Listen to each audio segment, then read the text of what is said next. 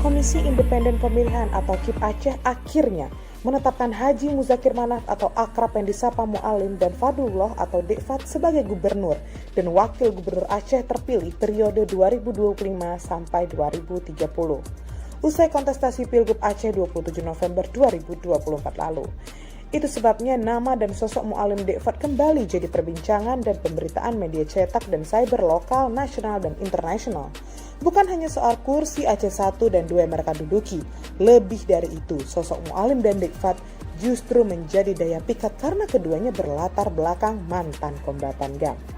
Mu'alim dilahirkan dengan nama Muzakir Manaf. Panggilan ini tidak sembarangan diucap, sebab pada masa Perang Aceh, gelar Mu'alim disematkan kepada seseorang yang memiliki pengetahuan tinggi tentang ilmu kemiliteran dan kemampuan untuk melatih pasukannya. Saat Aceh damai, rakyat Aceh masih juga menyebut dan memanggil Muzakir Manaf sebagai Mu'alim.